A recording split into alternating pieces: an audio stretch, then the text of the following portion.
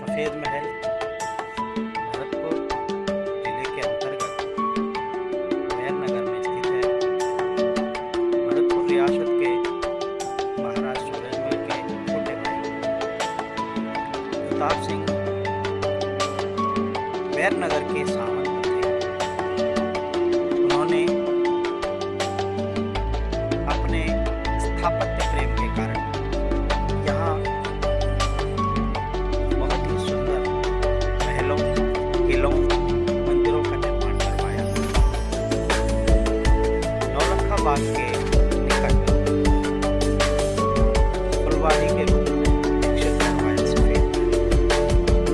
आप वर्तमान में जीर्णोद्धार के द्वारा नए रूप में लेकर आए इस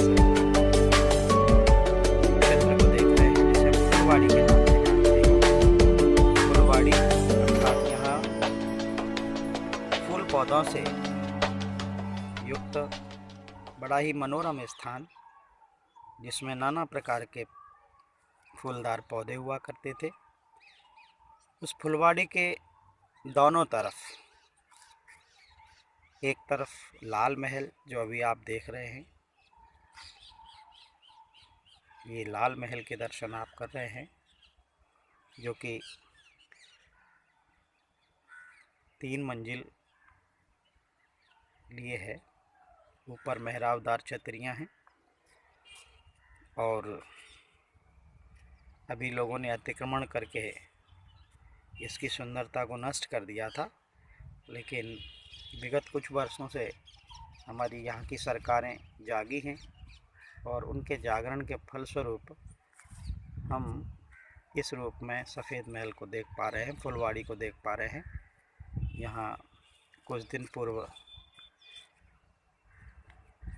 कोर्ट परिसर विकसित की गई थी, जो कि अब यहाँ नहीं है। इन अशोक के पेड़ों को आप देख रहे हैं।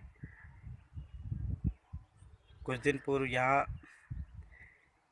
कानून के ज्ञाता एडवोकेट्स बैठा करते थे, लेकिन अभी पूरा प्राचीन रूप को निखार देने की दृष्टि से वो स्थान यहाँ से शिफ्ट कर दिया गया है। तो मैं बता रहा था, एक तरफ लाल महल और दूसरी तरफ, या यूँ कहें बिल्कुल बीचों बीच में स्थित सफ़ेद महल, जिसकी खूबसूरती देखते ही बनती है। पर्यटन की दृष्टि से ये अति महत्वपूर्ण भरतपुर जिले का एकमात्र ऐसा स्थान, जहाँ सुंदरता, रमणीयता, स्थापत्य सब एक साथ देखने को मिलते हैं। अभी राज्य सरकार ने तथा केंद्रीय पर्यटन मंत्रालय के द्वारा सफ़ेद महल को हेरिटेज होटल के रूप में विकसित करने का प्रयास किया जा रहा है। हो सका तो मैं आपको अंदर तक लेकर के जाऊंगा। हाँ, नमस्ते सर, नमस्ते सर। अभी हमारे परिचित हमको नमस्कार कर गए हैं, इसलिए आपको थोड़ा व्यवधान आया होगा। इस सफ़ेद महल के एकदम सामने बड़ी ही खूबसूरत ये कुंड है, सरोवर है, जिसमें रजवाड़ा के टाइम में भी फव्वारे चला करते थे। फव्वारे के लिए यहाँ सामने जो आप देख पा रहे हैं, ये जो अभी बीच में मंदिर आ गया है, तो आप सामने जो दूर एक इमारत देख पा रहे हैं, मदन मोहन जी का मंदिर। इस मदन मोहन जी के मंदिर के पास में ही ऊपरी मंजिल पर एक और कुंड है। उस कुंड में नीचे से रहट के द्वारा कुएं का जल भरा जाता था और उसके बाद यहाँ ये फव्वारे जो आप देख पा रहे होंगे, हर जगह देखिए, बीच बीच में मैं आपको दिखा देता हूँ। ये आप देख पा रहे हैं, ये फव्वारे हैं। तो ये फव्वारों की छटा। दूसरी ओर जो लाल महल आप देख रहे हैं, उसके ऊपर भी बताया जाता है इसी प्रकार का कोई कुंड है, और उस कुंड से तथा मदन मोहन जी के मंदिर के ऊपर जो कुंड है, उस कुंड से दोनों ओर से जल एक साथ छोड़ा जाता था और ये जो फव्वारे पूरे इस फुलवाड़ी क्षेत्र में लगे हैं, एक साथ जब चलते थे तो छटा देखते ही बनती थी। अति सुंदर, मनोहर, रमणीय दृश्य तब उपस्थित होता था। करीब 10 बीघा क्षेत्र में फैला हुआ ये फुलवाड़ी का क्षेत्र, जिसमें दोनों तरफ सफ़ेद महल के 2 अलग अलग भवन, एक मदन मोहन जी का मंदिर, दूसरा लाल महल। ये जो सफ़ेद महल है यह भी 13 तल लिए है। इसके अंदर जब हम चलेंगे तो हम देखेंगे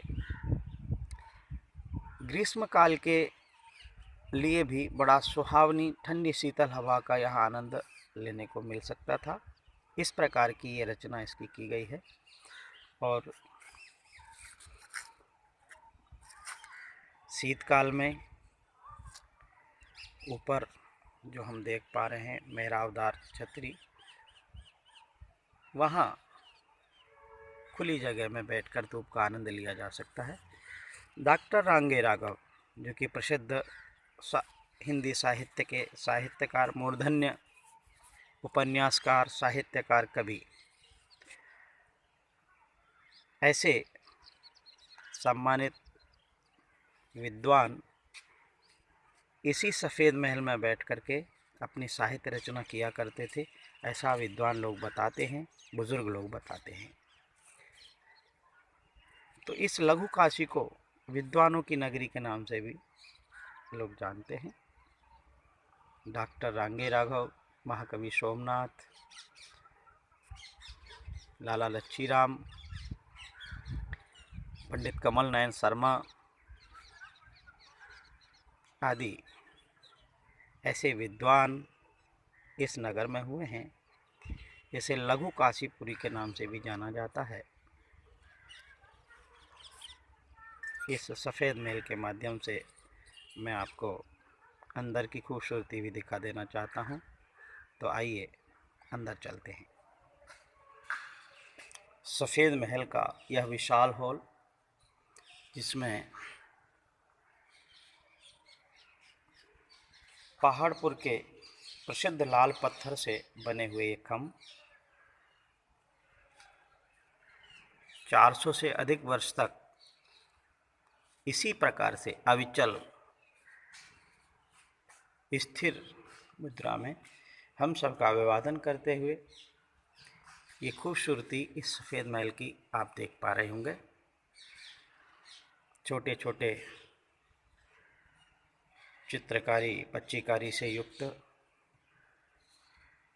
और बहुत ही सुंदर कारीगरी का नमूना सफ़ेद महल के अंतर्गत।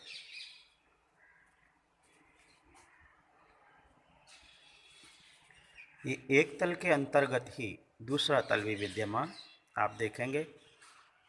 ये जो विशाल हॉल है 2 तल के बराबर,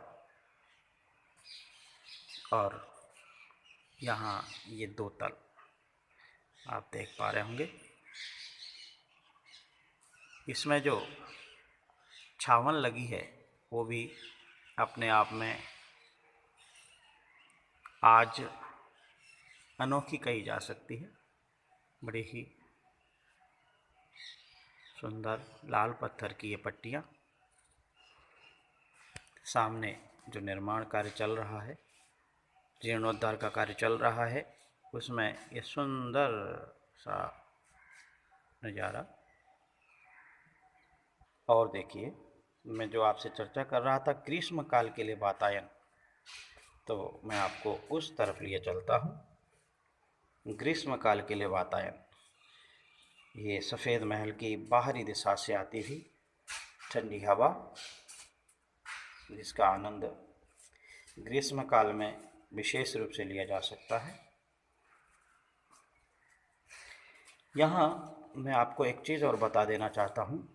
छत के ऊपर ये जो 4 कुंदे लगे हैं, इनका उपयोग प्राचीन समय में, यानी आज से 400 वर्ष पहले, पंखे के लिए किया जाता था।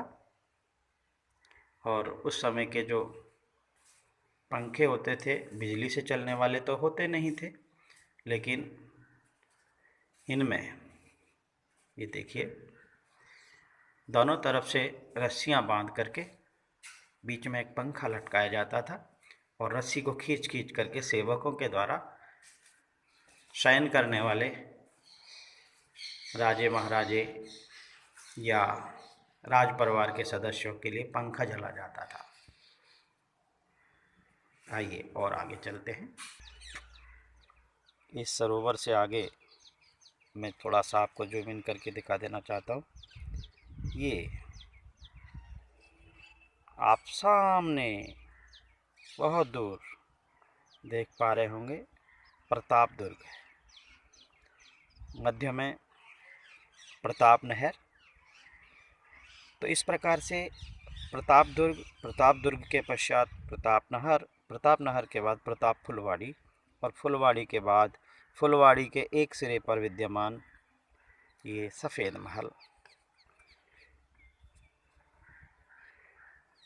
इस प्रकार प्राचीन काल में महाराणा सूरजमल के छोटे भाई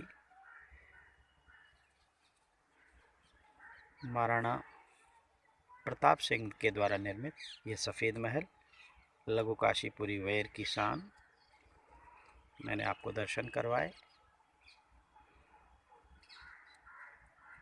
आप सबको देखकर बहुत अच्छा लगा होगा। आपका दिन शुभ हो, आपका दिन मंगलमय हो।